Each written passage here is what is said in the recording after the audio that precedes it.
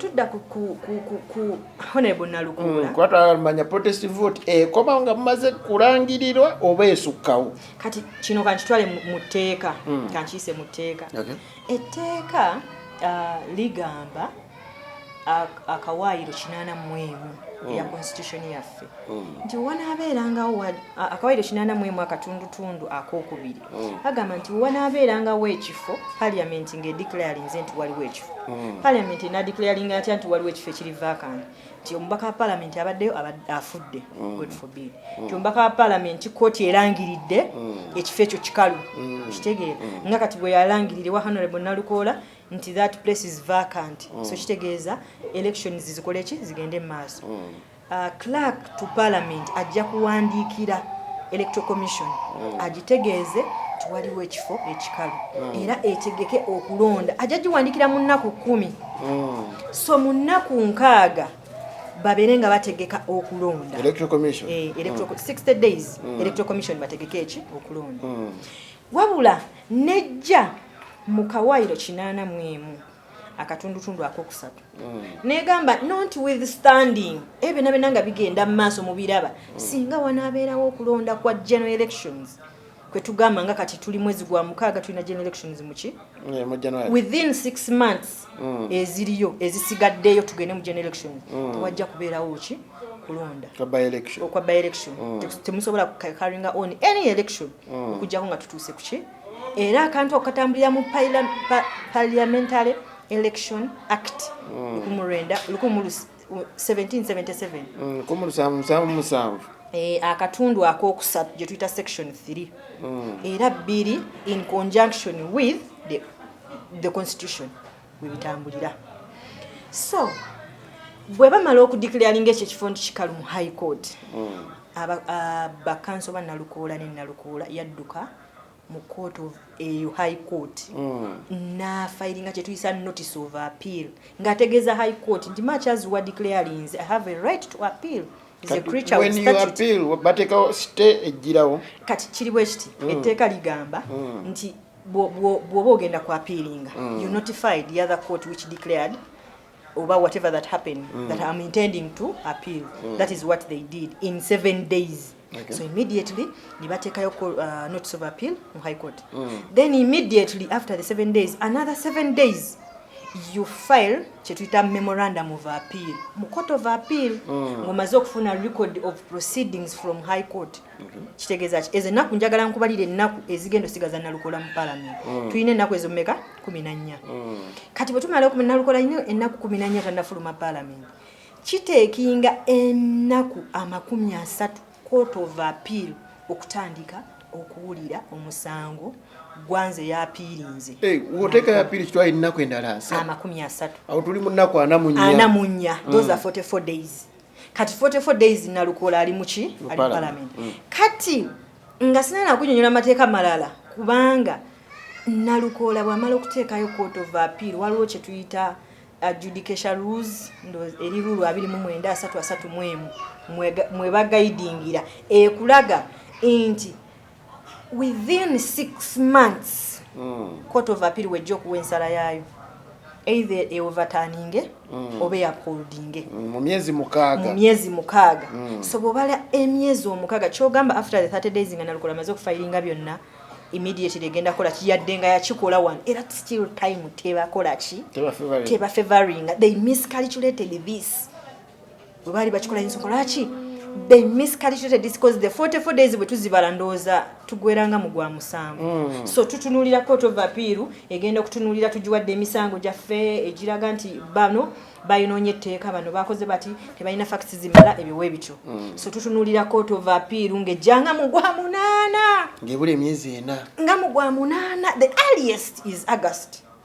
the earliest but we tugamba nti no tugenda kutambulira mweje emyezi omukaaga idea tuba already tumazeeko omwaka ekitegeeza Nalukoola tasiwa kuva mpaka kati bw'ogamba nti bw'ovaayo n'ogamba nti Nalukoola ogenda mu court of appeal gy'omufulumyeyo with your decision in court of appeal oba violating the article 81 clause 3 ekugamba nti olina teekayo election by election within 6 months eziba zisigadde tugende mu general election ate ng'ekifo tekirina kusigala vacant so kitegeeza beekuba byonna beekuba, they miscalculated. Our Nalukola is still in parliament. I don't see him moving out of parliament. Fake Media. Amulungi ali ku Fake Media ugamba oti oyina gy'oli kansiweti kimu kitambula bulungi Shafiq Luwanga nzaaliwo nine Tamale Henry Kulwa Hassan Musa ataliwo olwaleero tuzze twogere ku byobufuzi by'eggwanga Uganda atwolekedde akaseera akazibu akaseera akanaayo kyani tulaba ebibiina ebyenjawulo Democratic Party bali mu kubanga balonda omukulembeze National Unity Platform nawidde mu July nayo ogenda kuba ne Delegates Conference tulaba ebibiina byonna bitandise twalabye FDC nga nayo batandise okuba nga bayita nominations abagenda okuba nga beesimba ku kifo ky'obwa president mu kibiina ekyo kitegeeza ebyobufuzi bitandise okuba nga bisimbula NRM mulaba ekiri akamyufu kagenda mu maaso tuli ne honorable agenda okuba nga yeesimba mu kifo kya Wakiso District Woman MP ono nga gira ku tiketi ya National Unity Platform twagala tubene nga tumutegeera ate tulabe na biki byasuubiza bannayuganda ne byasobodde okuba nga akola mu bifo by'abadde honorable Nesime okuba naawe kalisewo nange nsanyusa okukusanga amannya gaffe bantu bakutegeera erinnya abatulaba nsaba okubalamusaako n'ekiramuso ekisinga ekya Allah. Assalamu alaikum wa rahmatullahi wa barakatuh. Salamu wajijjawo. Nze nva nno mu lulyo lw'abasiraamu lungi naye nze ndi mukyala mukristaayo ate nsoma n'eddiini y'ekikatuliki so nangwawo. Oli mu ddiini zonna ssatu? Zonna ssatu. Zinansangwa? Zinansangwa. Era ze nsinga okukkiririzaamu. Ab'enzikiriza yange omukama mulungi obudde bwonna omukama mulungi era ze mbeera ze weewaawo. Erinnya Mwami Fiki nze Juliet Nanteza ndi mukyala mukulembeze wa Kiso District era nga nkiikirira Kasanga Town Council ewava omukulembeze waffe Kyagulanyi Center mu Robert nga nkiikirira ku lukiiko olukulu lwa Kiso District. Go mutwala? Nze mutwala kubanga ava mu Kyadondo East kati Kasanga Town Council erimu ebiwayi bingi erimu Kasanga Tibwa ne Kasanga Titu so nze nkiikirira Kasanga Titu ku district ewa Kiso. So bw'ovuddeyo n'olaba nti kaakati Wakiso yeetaaga omukulembeze? Mwami Fiki nga bwe nkugambye nti ndi mukulembeze ku mutendera gwa district ndi mukyala muyivu nga ndi mukyala munnamateeka ate kisa kya Katonda nti bannawakiso benkiika nabo ku district bannonda okuba omuteesateesa oba gwe twandiyise best female debater omwaka oguwedde 2024 era olw'okuba nti nakola nnyo ate ndi mukyala mukozi nnyo ate alemerako actually ne mugende wa chairman Bwanika owa district bw'omubuuza Nanteza akugamba oyo alemerako nnyo awakana nnyo abeerako ku nsonga ebisinga bwe mba nga ndi ku nsonga ngiremerako paka wenjiggusa. So gw'otwala nekiteezi omutwaliramu? Kiteezi gwe muluka gyenva gye banzaala era gye nkulidde kati ekiteezi eyo olw'okuba nti navaayo ne nnwana nnyo ku njega eyagwawo ogijjukira eyagwawo mu August yatta abantu baffe inna ilaali wa inna lillah wajiunna Mungu awaye ekimuli eky'emirembe. So nalwana nnyo okulaba nga abantu baffe baali babaggyeko nga tebaagala kuba compensatinga wadde tebanaba compensatinga but at least process egenda mu maaso waliwo essuubi waliwo batuuse twasanga already waliwo aba-affectingibwa amazzi ag'akasasiro oyo yennyini baaliwo omwezi gwa 2023 abo ne tubayamba ne bagezaako okubawa ka rent ak'emyezi oba gyali ena then bamala emyezi kumpi nga 8 nga tebasasula so ne bajja ne bantegeeza ne nkipushinga ng'ebiseera ebyo Luswa akyali acting ED era ne nkipushinga ne basasulwa ssente. Yes. So okuva ku olwo Mwami Fiki bantekako erinnya eddala bampita Mama Kiteezi. Kati gwe Mama Kiteezi? Era buli owulira Mama Kiteezi yenze ssebo. So kati waliwo kyenjagala omanya ku Kiteezi okwo kwennyini abantu waliwo abakyagamba nti waliwo abantu baffe abakyalimu nga baasigalamu? Abantu abaafa baali bangi waliwo abaamanyikwa n'abatamanyikwa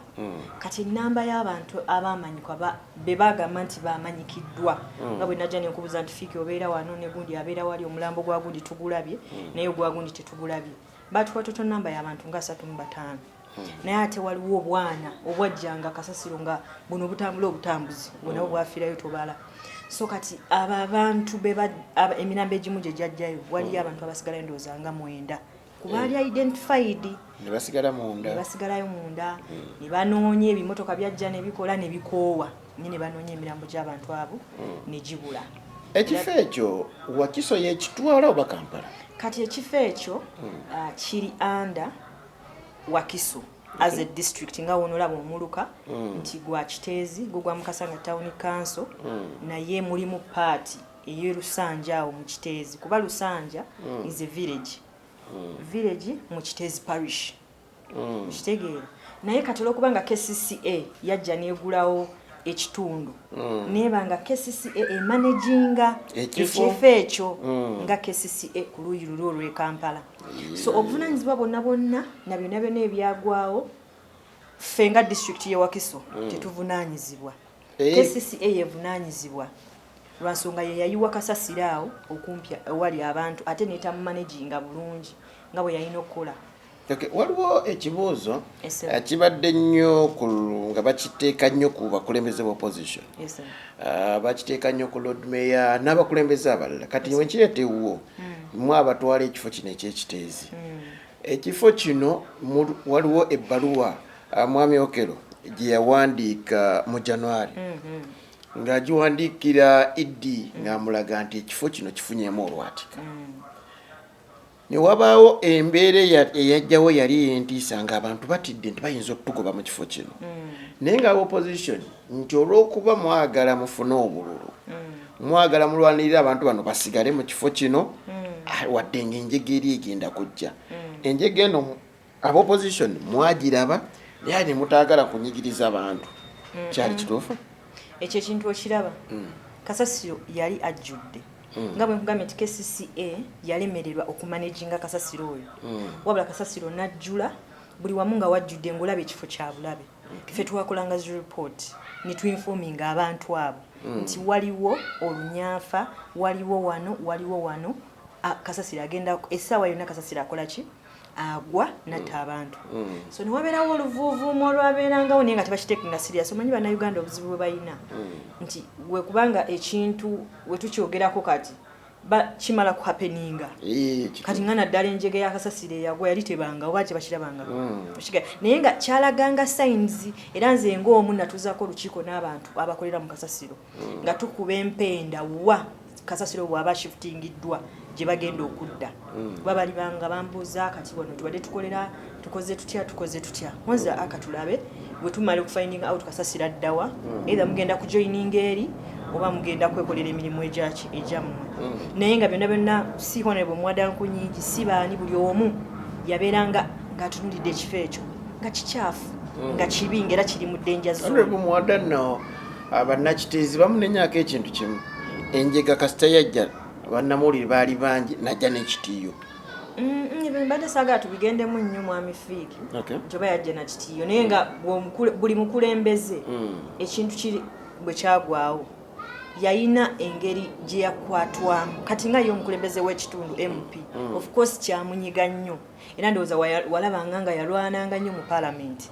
alabe nga abantu bano bafula compensation alabe nga abantu Wakiso gy'oyagala okujja okukiikirira omusetteeserezo y'eggwanga enkulu erina ebizibu bingi nga tuvudde ku Kasasiro yemu we tujja mu Kampala Metropolitan ebifo ebiriyo byonna Mukono Wakiso yemu ku bifo ebirina enguudo ezisinga okuba embi ng'omubaka wa Parliament si mulimugo okukola enguudo naye kiteredde kitya kakati ekisooka nze nga Nanteza Juliet njagala kukiikirira Wakiso 2026 nfunye omukisa nti mbaddeko omukulembeze ku district at least ntambudde mu bitundu ebisinga mu Wakiso district nga tukola monitoring era nze ekisinga okunnuma zenguudo eziri mu Wakiso district nga mucho tuyinamu n'oluguudo lw'Emperero Kiteezi olwo tuzze tukaaba enkya n'eggulu kesisi enge tusuubiza oddulima naye nga terulima kwogasa n'enguudo endala mpise waneekazo nguudo mbi ideally Wakiso ye district esingamu abantu abangi naye ate ekyasinzeemu ebizibu ki kuba n'obugazingazi n'obugazingazi abantu bangi tulina rural area mbi ne urban nayo mbi so ngazi omubaka wa parliament ajja omulimu gwange ki nti omulimu gwange kubaga mateeka kyekisooka nti ngenda kukola etteeka erigenda okukwata wano ne wano ne wali nga maze okwidentifyinga ekizibu ekiri ewange olwo nsituka ekyokubeera omubaka wa parliament tekiteekeddwa kuba nti oyinza okuba nga wasoma nnyo nti gwalina ebitabo ebisingayo nedda obulumi obuli mu bantu bo bwoba okiikirira kitegeeza ositula ebirowoozo byabwe bwa waliwo okunyigirizibwa n'omanya nti kuno okunyigirizibwa kuli wano n'okwata okwo okunyigiriza kwabwe n'ogenda n'okuteeseza bwe liba nga malwaliro ge makyafu malwaliro tegaliimu ddagala n'ogenda n'oteeseza kati nga nzire ku kiri kyombuuzizza ekya nga nkunnyonnyola nti omubaka wa parliament omulimu gwe ogusooka kola tteeka then omulala kulondoola kitwandiise oversight kulondoola ssente ya muli wa musolo abantu bano we baweebwa ssente okitegeera bano katugambe road fund baliramu enguzi nnene kati nze nina okumakinga sure nti oluguudo lw'ekazo okutuuka saidi za wali wansi balutaddeko ssente mmeka nti ani ali responsible for that nina labi Kampala yerulimu kati waliwo kye tuyita Kampala metropolitan area era mwe muli enguudo nga Wakiso muli Mukono mwe muli Masaka I think Masaka naye okusinga kuliko Mukono Wakiso Kampala ezisatu Kampala metropolitan area eyo area tutunulidde ssente ze baleeta eziva mu World Bank eyo grant eva mu World Bank purposely okujja okulaba nga ssente zikola ebintu nga enguudo zikola ebintu nga amalwaliro n'amasomero era kwe kuva ne ziri ssente ze bayita UGIFT kubanga tulina ssente za UGIFT eba grant eva mu World Bank nejja nekola kati for example eddwaliro tuyinza okuba tuli waneekazo naye nga twetaaga eddwaliro naye challenge eriwo nti si buvunaanyizibwa bwezo ssente kuba nti bagulako ettaka so bwe liba nti eddwaliro mwagala liteeka kazongola mwe abatuuze mulina okuba nga muwaayo ettaka freely ne bateekako eri eddwaliro naye omutuuze n'aganyulwamu lwa service egenda okujja yes ye gift gy'ombuuziza so omulimu gwange ng'omubaka wa parliament kwe kubanga nnondoola ebitongole ebiri responsible okubanga bi-carrying out ezo activities egyo emirimu gye girina okukola so ye gye tuyita oversight oba monitoring kwe kulondoola then ne tujja ku mubaka wa parliament ekirala kyakola ki budget omubaka wa parliament nga tukola budget ffe tubeera ne budget ya Uganda tutya nti ebintu mbanze ngirinako 8 ku 100 okutegeera kwayo n'okugiinterpretinga nze nganze omukiise ku district Wakiso manyi ekibeera mu budget so kitegeeza bwe nagenda ku parliament nja kumanya zino ssente kubanga waliwo bayinza oga twagala okukola ettooyi ya wano naye tutaddeko obuwumbi 5 ediyalinga obuwumbi 5 tebugenda kola ki tebukola ttooyi eyo naye ng'oli ataddeko obuwumbi bumeka 5 kitegeeza ssente w'omusolo bagikola ki bagibbiraawo nga tutunuulidde priorities ze tulina okusooka okuleeta first of all ze tutunuulira nti malwaliro nti masomero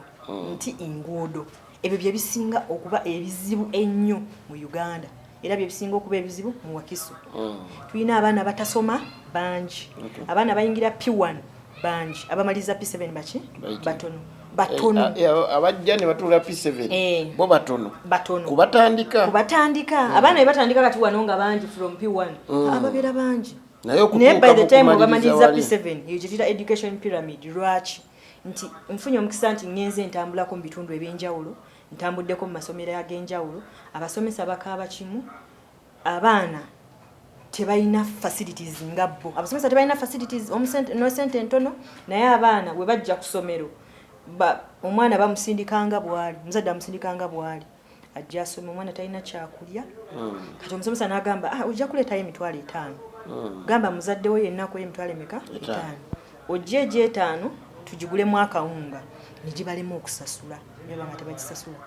so kyokka gavumenti eri negamba education is free ne education is not completely free. It's not free. Honorable tuddeyo ku nsonga y'enguudo kuba tuyingidde mu birala bingi enguudo eziri mu Wakiso ki ekiziremesezza okutuuka okulanga kati tulina kulinda minisita Kyofa ajje oga Mr. Kyofa omusajja ayogera abalaata sigenda mwerabira bweyabalatira abantu bange ab'ekiteezi ayogera abalaata ensi yagimalayo ate ayina ekizibu kyonna ku nsi ajja nomubaka ku mubaka wa palamenti ajje ku mubaka wa palamenti bamusabule anyway enguudo kyekizibu nga bwengambe kyekizibu ekisinga okutawanya banna Wakiso kyekizibu buli woyita mu Wakiso actually oyinza okunoonya oluguudo olulungi kebe urban area kitugamba nti yene ne lukubula government ya NRM enguudo eziri mu Wakiso teziwa priority ekisooka ne sente ze bagiteekako ntono we are district tuli mu district tetuli mu city ekyo tukinenyezaani tukinenyeza government lwansonga toyinza kuleeta sente za road fund ekisooka okola kilomita emu ndoza district bagiwange ekola kilomita emu bweti oyo nno ye tamaka enguudo ezisinga oddira nanti fena tuli mu district owe Nakasongola owe Sironko owewa nobawa sente zezimu zikola enguudo tokanga wano wanene omwaka ndoza 2023 iza 2023 batuwaako ku nguudo za sente za road fund emiliyoni 2 mwezi zikola enguudo za Wakiso kyokka by the time we bazituweera nga amafuta galinye oliwe yali akola okubalirira yabaliranga amafuta gabalire ku 308 agenda okumaliriza nga gali mu 5 kumpi kakaaga kati nga okujja okulima obulimi kubanga omulimu gwabwe ku maintaininga tebakola chorus batuma maramu batuma chorus okitegera kwe kujja okubanga bakola kyo routine maintenance simanya mechanization bye bakola ebyo bitategereke ebyo bitategereke najja ngo oluguudo lwo balubaliridde sente za road fund ze bataddeko nga ntono tezimala so ffe kye tusaba singa road fund eyongeza sente grant jewe Wakiso nebanga ki nene ne kati ekirungi twagezeza omulimu omubaka parliament abeerako kubanga balina okola ki okuzirondoola ne kati ekirungi ekiriwo nti eno grant we yajja eya World Bank okusaba okuteekebwamu bino bina bizuka mu parliament nti okusaba okuteekebwamu then ne kujja ku district wansi mwe bakansalas ne mujanga mupushinga nti webanga grant ezze eya World Bank ninako party ki kati nganze wange ekiteezi Mukasanga Town Council nafunako enguudo ezi nya zona zigenda kubaza chorus era banna kiteezi banakasanga tinabagamba inze temwantu magenda bate sizasima baletera sukali bali sijja bireetayo njagala service ojja kusaba omutwalo sijja gukuwa siguyina wabula nsabe ekintu ekigenda okuyamba gwe kati kiyambe n'omwana wo n'omuzukulu era kubanza we natunulira ewange ng'ekisinga obuzibuzi enguudo mwana tufiiki nafa ku nguudo nga ntandikirako olw'emperero kiteezi mabaluwa nze siva mu ofisi ya KCCA so sawa yona lutandika batugamba July ne tukoyo tulimanga buli naku luno eddi mwennyini yali ku radio nga kyeyogera va ku nze gwakigambye nenkitegeera kubanga nze bwenkizaayo naye omutuuze ajja kiwulira agambe nanteza Juliet olabika otulimba otufero yagala kalulu naye mwennyini yali kusanyu Hajati nagamba oluguudo lw'empere kiteezi gwatandika mu July so tulinze July gye yakola ki yatupromising ng'ovudde no kwebyo kuliko enguudo ze tupushinga from district era nze nazipushinga nga ninako Rwekawanda omanyi oluguudo Rwekawanda Luteete olw'ettaka ninako Rwewatuba gyokolera wotukolera olwo tumaze oyo chorus ninako olwe nakanaku awo wenvira ddala mu kiteeza awo noddako wansi awo nawona gye nakulira awo nakanaku ne lugenda mpaka lujoininga mpaka Nalusugga ne lweyongera n'okwata mu Nansana municipality ezo amasomero gange ngakozeeko nga following ntuula ku school management committees ez'enjawulo mu masomero gange so buli kimu nkola ki nkifollowing amasomero go oba amasomero agali ku kyalo kyotwala anti kyekyo kyenkugamba agali ku kyalo kyentwala nti kati lino nga government nga government kubanga making sure njagala okumaking sure nti services zikola ki zituuka gwe mulimu gwange olwo following nkola monitoring so n'olwekyo nganze Juliet Nanteza neeyama nti bwe najja kubaka pa parliament sigenda kutuula butuuzi sigenda kutuusaayo mutwe kuweza namba nti in opposition we have a very big number egenda okugana President Museveni sawa byakola ki byayagala nga tujja ku mulimu omulala gwakola gwe gwokubaga amateeka fiika badde tonakambuuza sinaba naye wetubadde tujja ag'okubaga amateeka omulimu gwange ng'omubaka wa parliament kola amateeka nga mpita mu kawaayiro 79 akawaayiro 79 akatundutundu akokubiri kagamba parliament ejja kukolanga amateeka agana governinga oba aganaalungamyanga ensi eno so amateeka ago genina okukola galina okuba nga tegakontana na constitution eyo ani kakati ogenda kujja mu parliament gyetumanyi nti constitution ekwatibwako buli kaseera ate buli we bagamba nti egenda kukwatibwako ekwatibwako so nina kyekibuuzo abadayuganda bakibuuza nnyo option entuufu eriwa ba opposition kusigala mu parliament oba kufuluma option entuufu ze answer yange mukutegeera kwange kukyusa mutwe waggulu gusooke guveeyo ge mazima we guba tegukyuse ki ekirina okukolera anti kati yembeera gye tugenda otambuliramu mpaka so tulina okulwana okubanga either tuyingiza ab'opposition bangi mu parliament okusobola okuba nti betuyingiza tebali compromised ndowooza olaba ebigenda mu parliament nti 10 bakigaba ebina biri bali baleeta etteeka ly'emmwanyi ne bagaba 4 ne bagali era n'etteeka ne likola ki ku luno erya UPDF amendment bill basaka ne baba katokenya kameka bagali 13 ndowooza namanyi 10 naye ndowooza ate gwayongedde asatu aga Easter gwe buli wamanyanga ababaka babeeyanze oba balina ke babawanga omanye waliwo ekikola ki ekijja njagala okwebaza omukulembeze waffe atukiikira mu parliament ya Uganda Right Honorable Joel Senyonyi akola omulimu gw'amaanyi otherwise akoze kyetuyita shaking of the government era n'alaga bannayuganda obubi bwe balina naye obuzibu opposition ebaddengawo yatandika okuva ku kiki ku kiki atya this time round wadde yajja n'abaako kyagamba nti bannaayi mwali mulina okulinda naye nalaba amaanyi ga futu soja galabika galina we gasinga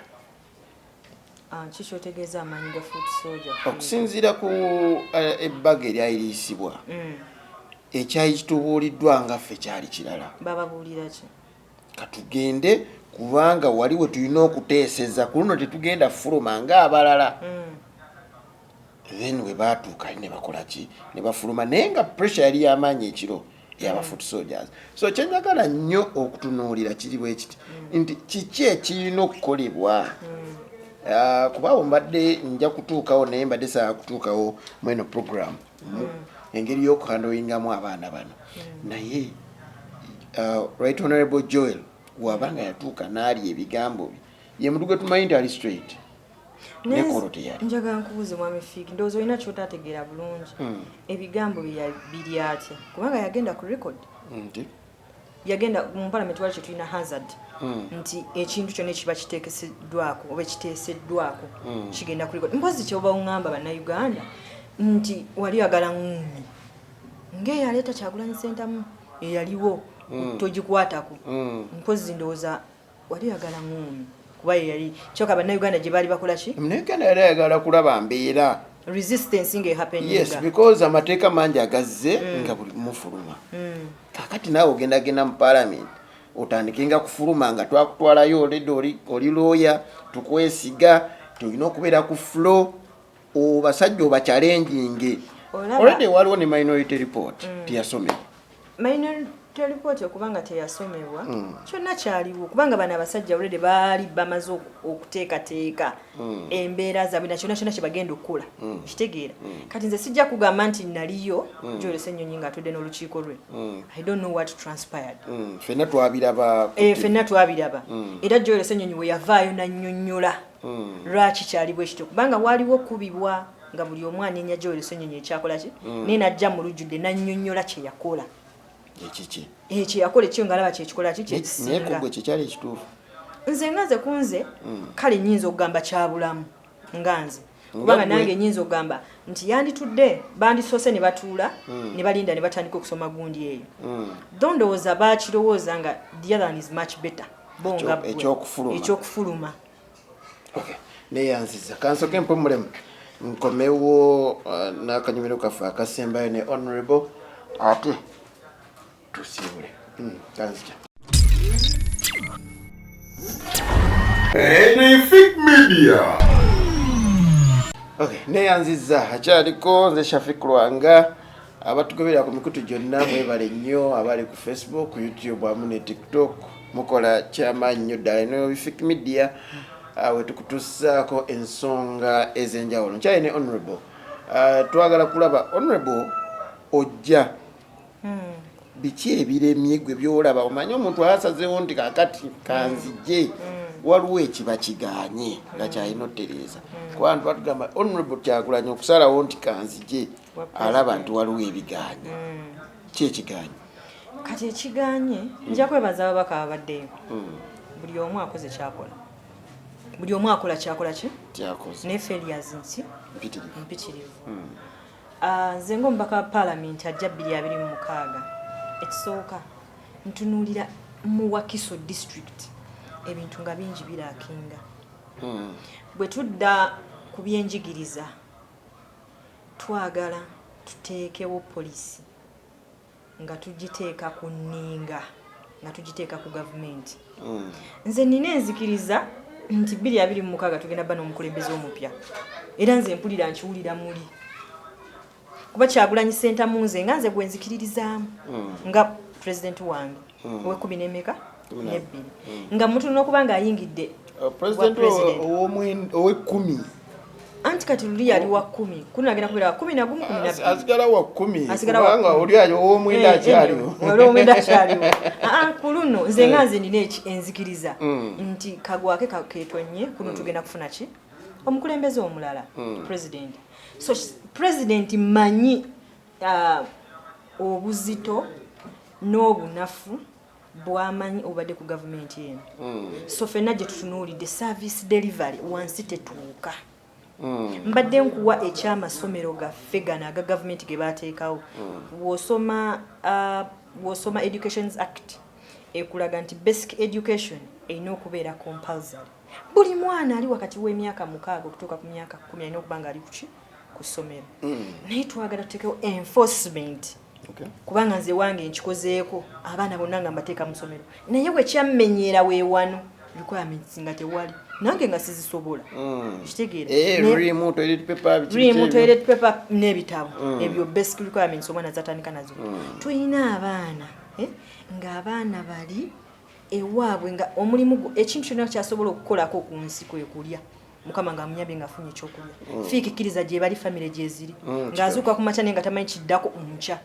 kateebereza omuntu azuuka ku makya nga tamanyi kiddako nkya olwo omwana n'amuleka n'akola ki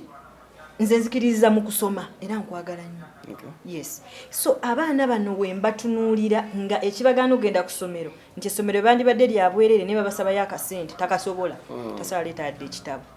nze nga bwe mugambye nti ewange nakikola ki nga nkikola abaana bonna lwaki ebiseera singa tukasoma abaana lwaki tebali mu masomero tewali ssente tewali kino tewali kino so njagala okuteekawo poliisi ng'amasomero okusoma kw'abaana kuli compulsory nga compulsoryment eyo eri enforceable so si kuba nti etteeka tulitunuulira ntulirekawo tutya tuteeke gavumenti eno ku nninga esapulaayinge ebitabo nga biriko gavumenti of Uganda ate naddala eya Kyagulanyi nja kubanga eriko gavumenti of Uganda nga babigaba. Nga babigaba. It has ever happened here. Mulimbe wozitu babagwani. Kubereko obitabu mu babu exercise 96. Government ina sente, government egena kuongeza bakawo musimbi. Obo badde tokimanyi. Ambadde ekyo sinayo kiwulira. Government yatuuza bakawo bagereyo mu lusirike kyangwanze gye batuula. Oza kye kyavaayo. Frank Adeda. Bavaayo. Nga bateesezza babongeza omusimbi. Kubanga be bakuuma sente zaani za president. Naye ne batatunulira kuongeza musomeso oli. Asomesa mwana ono. Ne batatunulira kuongeza sente zigenda mu masomero. Naye wabula oli akuuma ensimbi bakoleshi bamwongeze. So abasomesa tebalina salary emala. Tebezo omusomesa asasulwa emitwalo 45 omwezi. Toyogedde nnyingi. Chaka njogedde na nnyingi. Njogedde nnyingi naye kati naawe ne wobera gwe nga gwe musomesa. Ennyumba z'abasomesa. Njogere kindekeki. Bw'otunuulira ennyumba z'abasomesa egayaza Kadongo wano. Ennyumba ya deputy head teacher yavaako amabaati waggulu. Akasolya kavaako ne kagwa. Naye nga head teacher, deputy teacher mwakola ki? Bw'otunula ya head teacher bw'ogiraba wali okaba n'amaziga. Naye nga yo yagenda osomesa omuki? Omwana w'omuyizi. Katebeza anajja wa moraal nga wasula watonyi. Ate yajja akole ki? Asomese. So essira lyo liri nnyo ku education. Education njagala okulaba nga abaana bonna basoma. Government nti bwe kiba nti abasomesa bano batuuka ku ssomero basabayo abaana emitwalo 5 nga bw'obabuuza what is this money for nga bakugamba this money is for lunch. Bana bana abasindika ku masomero nga tebalina ki? Osobola okusoma nga tonnalya. Osobola okutegeera ekintu kyonna nga olaba enjala ekuluma bulumi n'owulira ng'owunze. Saasira omwana omuto eyavudde ewaka nga talina kye yalidde naye nga yazze kusoma n'ategeera by'anaasoma tajja kutegeera. So twagala tuteeke government ku nninga esappulayinga obuwunga. Posho. Let it bring that posho to that school. Eriteekewo. Ewe abazadde opportunities abali mu byala basobola okulima. Nti njagala ntuuza abazadde abali awo musobola okulima kasooli nti ye government ejje mubaguleko development gye twagala mubaguleko bwe malo bagulako kasooli mukwate mukubisa obuwunga bateeke mu masomero abaana bali akawunga n'ebijanja nge oli omuzadde muwadde ekyokulima nti ajja kulima ebijanja bye bajja bimugulako ajja kulima kasooli bajja mugulako honorable ekizibu ekirala kirwa ebizibu ebina tudda mu malwaliro ebizibu byaffe byebimu tudda mu malwaliro amalwaliro n'otuuka ku ddwaliro nga tewaliiwo musawo azaalisa obanga aliwo ogwo omu bwati naye nga layini y'abantu abakyala abazze okuzaala ensonga ki tukyafuna abakyala abafiira musanya wakisa ina amalwaliro ga gavumenti ndowooza oba erina amalwaliro 2 kiruddaali Kampala erina eddwaliro lirimu lirina wano Wakiso town council wano eddwaliro kati agasigadde gonna health centers center 3 2 1 obwo bwe bulwaliro obulimu naye nga bw'otuuka abazadde abasinga abantu baffe baba n'ebirwadde ebisirias naye mukwano we batuuka wali baba wa panado kyennyamiza nti genda ogula eddagala mu pharmacy ne bali mu kuwandiikira naye nga otuuka mu pharmacy eddagala lye bakuwandiikidde nga lya mitwalo 10 nga togiina ngomera ku panado ngomera ku bino mbirabyeko cause I've grown up in that life eyo life njikulidde mungi manyi toginsomesa era nze ntera nnyo gamba abantu nti nze ngwa mu kiti ky'omuvubuka ngwa mu kiti kya maama kuba ndi maama ngwa mu kiti ky'omukyala kuba ndi mukyala ate ngwa mu kiti ky'okuba nti ndi mukadde nkugambye nze mbeera mu bavubuka nga bondaba emyaka gyange gigwa mu bavubuka gigwa mu bakazi abakulu gigwa mu bakyala abakulu gigwa mu bafumbo bamother yonna ngwayo so experience yonna okuviira ddala ku mwana omuto bwati ngiina paka ku mukadde asembayo because I've grown up in that situation experience eyo ngimanyi endi wano nga abaana abawala obasanga katamanyi kiddako nkya wabula omuli kyalina mu bwongo bwe kwegaba afune kyayagala nga tewaliwo kyasobola kulowoozaako kirala era nze abaana benkutteko emyaka gyange nga gikyali tokasana nayingira bukulembeze mugamba ekyo tokikola tukole kino ekyo tokikola ne bakyuka and they are proud of me nabamu omu yaddayo n'okusoma yeeyongerayo omulala nagenda n'asoma ebyemikono n'abiyita omulala buli omu they are proud of me era baga Julie okuviira dda nze mu buvubuka bwange lwansonga nakula ng'eno situation ngimanyi era nga experience yonna ngimanyi n'obulumi bwonna nga mbumanyi so byebintu byendaba ebiri mu Wakiso njagala buli constituency mbeereyo kubanga tosobola kukola omu ne ttiimu ennyambako nti bano abaana bali wano kino bano abawala kino bano abakyala kino bano abakadde kino kuba yonna ntuukayo nga bwe nkugambye nti yonna ntuukayo so amalwaliro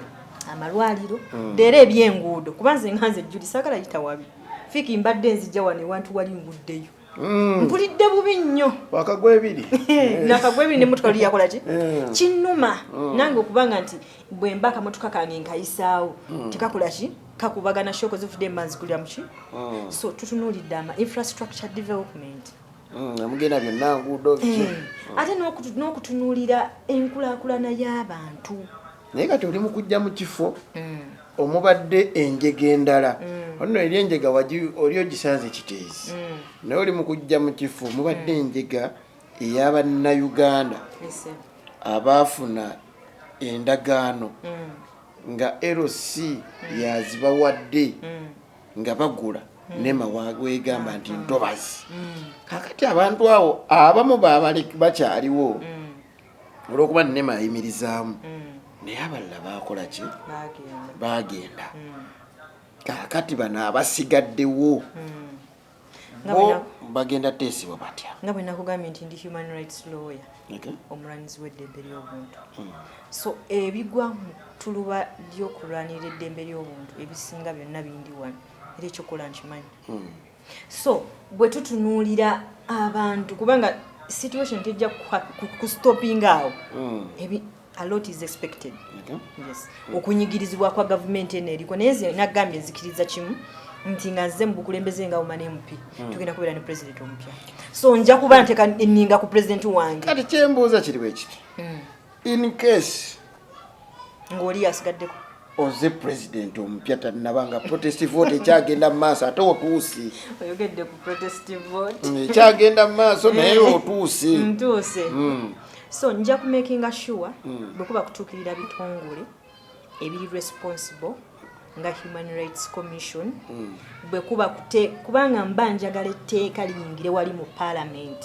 oba police oba rule ejjo wali mu parliament ti abantu b'omu Lubigi every time kiba tekingwa kuki nze nga bwe mbeera ku council mbadde nga council nga bannange district much as you are not responsible naye bano abantu baffe ffe tukola ki ffe tubakiikira n'ensituka nengenda ne mu KCCA kuba ekiteezi ne KCCA nentula mu council zaabwe emirundi egyo nga njagala kuwulira nga bateesa ku kiteezi naye kyenjala buuza in the first place yes. Is it right b'okubeerawo baliwo bonna abali mu Lubigi kati omuntu bw'otunuulira ownership of land ekyebuuzibwa eyo wetland si wetland kisooka ekyo kubanga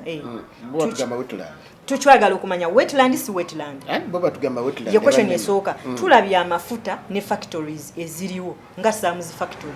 eri mu Lutobazi naye ekola ki operating bw'ogamba nti Lubigi ddala ddala wetland alinako amafuta ga Starbex kyogamba ayawukana kino lye yali amuzimbye wali okumpi mboli yali ali wali yali ali mu Lutobazi nti ono olieno teyali mu Lutobazi yesu okukuuma obutonde bw'ensi tubwagala naye tusooka ne tumwetugereza awantu awo lwaki okkiriza omulala n'ateekawo ate nze nongobawo bw'oba osazeewo bonna babeere mu Lutobazi balwonoone ne bw'oba osazeewo kugoba bonna bagobeewo twali twagala okulaba nga Starbex naye evaawo ffe bannayuganda twandibadde na buzibu twandigambye kimu nedda abantu abo bali mu Lutobazi kale mwakola ensobi naye n'olekawo Starbex erudda n'erudda yo n'ebeerawo era ekola bizinensi naye abantu ba wansi abantu bafe abenoonyeza 10 yagula akasente ze najja n'ateekawo akayumba ke nga womanyi obulumi bw'okunoonya ensimbi ensangi zino n'ateeka wali so kati awo kiki ekirina okukolebwa oli mu parliament yes enforcement n'okuteekako enninga abantu bano bwe mubanga musazeewo kubajjawo where are you taking them mubagobyewo bugobi gavumenti erina ssente nga bwe nagambye bwe kibanga Nalukola wali agenda kwesimbawo bayiwa amagye amayitirivu security ne bagikola ki President Kyagulanyi ayita wali mama nyabo polisi neeyika kyoga abakozesa kisisente biba byabwerere kati nga bwegamye nti nze mbeera mmanyi nti right procedure would be banange muli muki mu ntobazi naye tulina enteekateeka eno bweti nti tusobola obbakompasetinga omunauganda bwe mukampasetinga talina buzibu avaawo bulungi nti tulina enteekateeka eno ey'okubasasula nti abanayagala tusobola obba risetolinga tulina ekifo kino mwagala okugendayo tuba risetolinge mwakifolowingako ekifo kye babateekamu kyenalaba Haji Bulwadde abatwalamu abo bakozi ba nsimbi abo bennyininyini bajja n'ekiteezi kanno kankubulibwa Bulwadde bajja n'ekiteezi amanyi abantu enjegange ezo bwe zigwawo oba ebintu bwebityo bigwawo mulimu abalabiramu omukisa gw'okufuniramu omulimu n'okukola ogazi y'ensimbi zaabwe kati beebo simwogerera bubi nti ki kubanga nze njukira yajja waffe ekiteezi n'aleeta zipropose naye zonna nga tezikola actually ne bagambako n'abantu batwala mu ddundu nti bagenda obbazimbira naye do you know what happened babagamba bwe babawa ekifaananyi ky'ennyumba gye bagenda obbazimbira kiwaza oke ebisenge bibiri n'eddiiro n'akabalaza ng'ennyumba eri understandable ku muntu avudde ewantu wabi nga talinaayo ssuubi asobola okubeerawo naye babagamba balina osasula era abantu b'ekiteezi basituka ne bagenda ne balambula n'eri ettaka kubanga ffe twabatera option ne bagamba waliwo kyetuyita resettlement okubajja wamu batwale ne compensation gwe bw'olaba nga kikukolera kkiriza ekyo kitwale bw'olaba nga ekyo compensation kyoyagala bakuwa essente z'okola eki bakubalirira ogende okitegeera baatuukayo era gundi ne bazira buli kimu naye babagamba ezo ssente balina okuba nga bazisasula paka we zinaggwawo olwo oba onsesolinze oba onkompaseting oba ompoze ompadde development yonna so abantu b'omulubijja abo nga nkujjira ku ekyo bandibadde batuula nabo with the right procedure nti bannange before nga tebanaba bevictinga kino nekino weekiri twagala obbatwala mu kifo kino mukkiriza twagala obbabalirira eyo gavumenti ennungi ffenna gye twagala tubeere n'okukwatagana kw'abannayuganda ne gavumenti kuba gavumenti bantu tosobola kuba na gavumenti nga tolina ki bantu singa abeerawo ezo balancing between omwavu n'omugagga nti olina kino kankuyambeko na kino ensi singa etambula naye buli tubeera nga tusikagana omuguwa Bobi Wine wakyadde wano amagye ne gayiika Nalukola wagenda amagye ne gayiika ebyo byebiki ano njagala kuwonzika protest vote kiki mubale kumbuuza ku protest vote njagala okwebaza omukulembeze wange Kyagulanyi Ssentamu buli kaseera ayiiya amagezi alina mangi ate musajja mulungi bannayuganda bamukiririzaamu mu kaseera akatono kazze singa yali yajja dda singa twayingira dda Uganda empya naye ndowooza enneema ya Mukama essaawa ezo weemuleetedde protest vote yatandikira Kawempe olowooza yatandika etya nti twakola kye tuyita mobilization okunoonya abantu b'e Kawempe Kazangola wabitundu byonna emiriko omwenda egikola Kawempe North abantu bonna ne bakkiriza ne bagamba tugenda kulonda ne bajja ne balonda abaalonda ne waawo nga waliwo intimidations baleesa amagye baleese buli kimu bakireese okutiisatiisa abantu kuba abantu abalonda tebali bangi nnyo okusingira ku nnamba eri e Kawempe naye okuteekamu okwo okutya kwe babateekamu naye ate abajja okulonda bajja ne balonda Nalukola so bamala okulonda Nalukola olwongubulira protest vote ekisooka kanoonye akalonde tukanoonya that is the first step ekyokubiri kalonde ne balonda eyo protest vote then Nalukola nga baganya omudiclaringa pressure ndowooza wagiraba ebeerawo yaliwo Nalukola ne bakola ki ne bamudiclaringa nti ye mbaka owa Kawempe North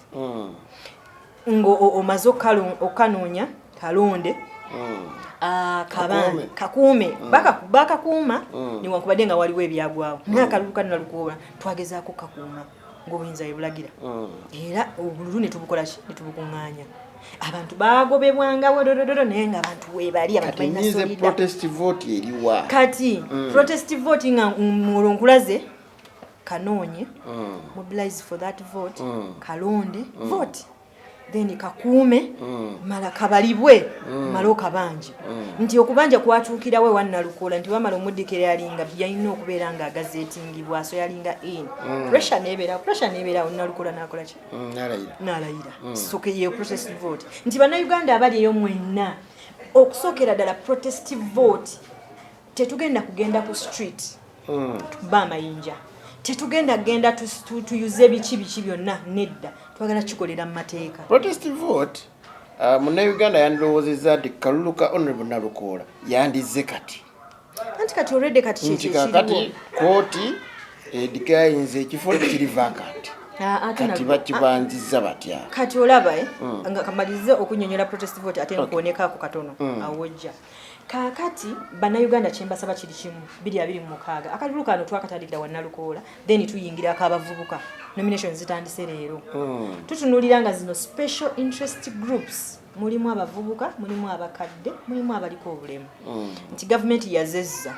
ate bw'otunulira abavubuka bangi baba compromisinga nti yetwala ebyo byonna ebifo so ku luno tukozezza kukola mobilization emala era nga tulaga obulungi obuli mu kubanga tuwagira opposition ate nga tuwagira national platform abantu baffe nga twagala bakwate tiketi ya Nuupu tugenda omumalako omwezi gwa June ng'ebifo ebisinga national platform ebiwangudde yawe tuprotestingira akalulu kaffe kubanga ko ka electoral college tekalinganga kana ka jeno tifenna tujja kulonda bwetu naye nedda specific oba that special number is specified yeronda yes ke kakalulu ka protest vote so aliyo Munnayuganda akalulu kanoonye mobilize buli muntu mugambe mutegeeze ekiriwo kubanga ffe tuli mu Buganda naye abantu betaaga okumanya eyo yonna kanoonye kalonde kakuume kabanje bw'omanya nti Juliet Nanteza kubaka bwa parliament wakisa awangudde wano banja bw'omanya nti Kyagulanyi Ssentamu awangudde zino polling station banja akalunti nedda yasinze kati njagala otudde wali kati nga tudda ku Honorable Nalukoola kwatamanya protest vote ekoma nga mumaze kulangirirwa oba esukkawo kati kino kankitwale mu tteeka kankiyise mu tteeka etteeka ligamba akawaayiro 81 ya constitution yaffe nti wanaabeerangawo akawaayiro 81 akatundutundu akokubiri agamba nti wanaabeerangawo ekifo parliament ng'edeclarinze nti waliwo ekifo parliament enadeclaringa atya nti waliwo ekifo ekiri vacant nti omubaka wa parliament abaddeyo afudde God forbid nti omubaka wa parliament kooti erangiridde ekifo ekyo kikalu kitegeera nga kati bwe yalangirire wa Honorable Nalukoola nti that place is vacant so kitegeeza elections zikole ki zigende maaso clerk to parliament ajja kuwandiikira electoral commission agitegeeze tuwaliwo ekifo ekikalu era etegeke okulonda ajja giwandiikira mu nnaku 10 so mu nnaku 6 babeere nga bategeka okulonda electoral commission 60 days electoral commission bategeke eki okulonda wabula nejja mu kawaayiro 81 akatundutundu akokusatu negamba notwithstanding ebyo nabyo nga bigenda mu maaso mu biraba singa wanaabeerawo okulonda kwa general elections kwe tugamba nga kati tuli mwezi gwa 6 tulina general elections muki within 6 months eziriyo ezisigaddeyo tugende mu general elections tewajja kubeerawo ki kulonda okwa by election temusobola carrying on any election okujjako nga tutuuse kuki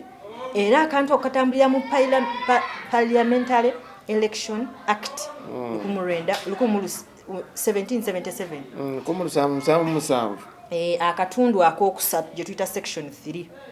era 2 in conjunction with the constitution we bitambulira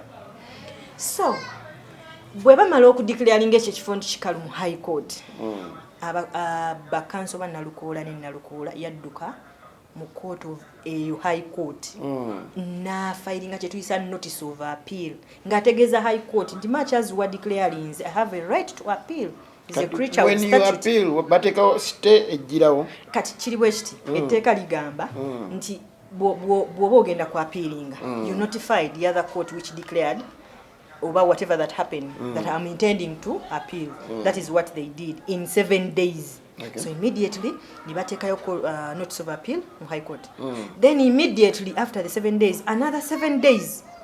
you file chetuita memorandum of appeal mu court of appeal ngomaze okufuna record of proceedings from high court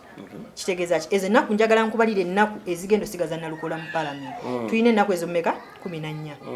kati bwe tumala okumenya Nalukoola ine ennaku 14 tannafuluma parliament kiteekinga ennaku 30 court of appeal okutandika okuwulira omusango gwanze yapiirinze woteeka yapiiri kitwala ennaku endala 30 awo tuli mu nnaku 44 those are 44 days kati 44 days Nalukoola ali muki ali parliament kati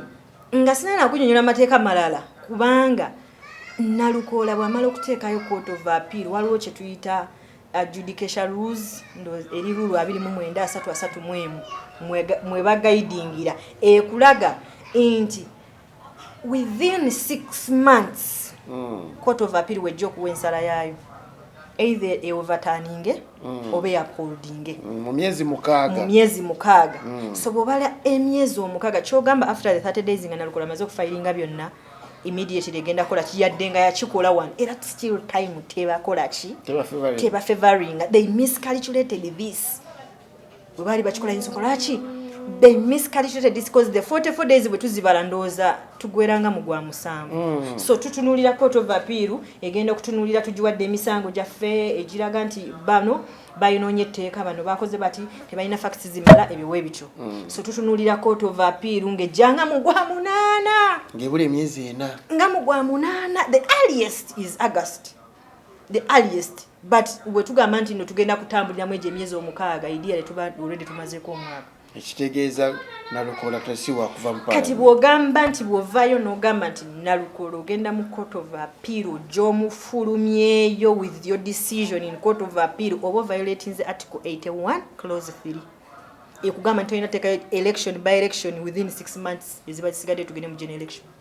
ate ng'ekifo tekirina kusigala vacant so kitegeeza beekuba byonna bye beekuba they miscalculated. Our Nalukoola is still in parliament. I don't see him moving out of parliament.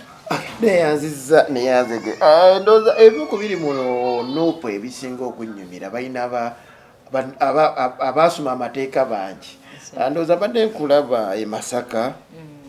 ku nsonga za EDIA naye tetugenda kuba tugendayo olw'obufunda lw'obudde ekigambo kyekisembayo bingi bye nandibadde nkubuuza ddala ku bubaka bwa parliament kwa waliwo nekyendese nti Wakise ebadde emabegako ebadde yatwalibwa NRM nejja DP nejja ku side y'omubaka omubaka wa district ndowooza wa Nansana municipality mu Wakise era naye kati NUP eriyo naye ebyo byonna tujja kuba ntubyogerako omulundi ogunaabaguzeeko insha Allah nsaba ekigambo kyo ekisembayo eri Munnayuganda Munnawakiso Bannawakiso ekisooka nziramu okubeera nju yanze Nanteza Juliet ndi mukyala muyivu ndi mukyala munnamateeka ndi mukyala mukozi ebyamateeka bijja ninze ndi mukyala mukozi afaayo eri omuntu wa bulijjo okuviira ddala ku mwana omuto paka ku mukadde asembayo